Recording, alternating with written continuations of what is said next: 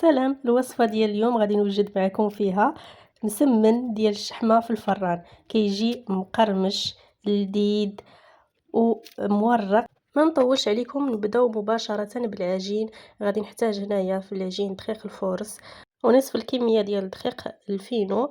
غادي نزيد ليها هنا شوية د الملحة وشوية ديال الخميرة، راس معلقة ديال الخميرة، ما تكثرش الخميرة وصافي. وغادي نخلطو كلشي بالماء. غادي نديرو عجينه اللي تكون شويه مجموعه بحال العجينه ديال المسمن عادي. غادي نخلطوها مزيان وندلكوها مزيان ونخليوها ترتاح.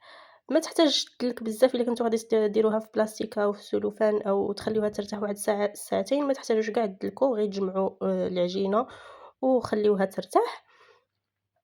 من بعد غناخد التحميره، غنزيد ليها الزيت وغادي نخليها بين ما نوجد الحشوه وبين ما تطلق ديك التحميره في الزيت ويولي اللون ديالها احمر، هي اللي غادي نبسطو بها او هي اللي غنصاوبو بها المسمن. ودابا غادي ندوزو للحشوه. غادي ندير فيها هنا البصله. هنايا عندي بصله خضاريه مع دوك الوريقات الخضرين اللي كيكونوا ديالها كيجيو زوينين في المسمن. الا لقيتو بصله خضاريه ديروها راه كتجي زوينه. درت معاها فلفله حمراء وخضراء. وعندي هنايا الشحمه اللي قطعتها قطع صغيره، تقدروا تحكوها ديروها في المجمد وتحكوها. ودرت العطريه، الملحه، التحميره كتكثروا منها شويه، السودانيه مطحونه، الابزار والكمون. غادي نخلط هادشي كله مزيان. من الاحسن خلطوا بيديكم ومعكوها مزيان باليد. انا غادي نخلطها مزيان بيدي وغادي نحصلوا في الاخير على هذا الخليط اللي كيكون متجانس. العطريه كلها دخلات في الحشوه مزيان. غادي نخليوه على جنب وندوزو مباشره العجينه باش نقرصوها.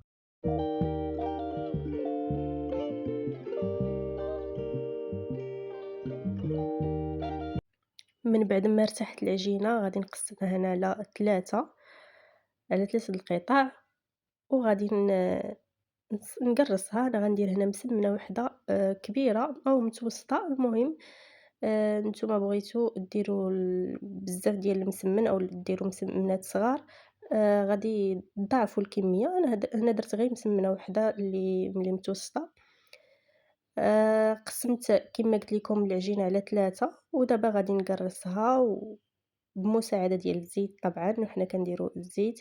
غادي نقرصها مزيان ونخليها تكون رقيقه. عاد ديك الساعه غادي ندير فوق منها الحشوه كلها اللي صوبت غادي نديرها ونوزعها على العجينه كامله، يعني نديرها حتى في الجوانب. ما تخافوش من العجينه هنا الا تقطعات لكم ولا شي حاجه، يعني غادي نعاودو مازال نذوبلها. هنايا غادي نوزع الحشوه كامله اللي عندي.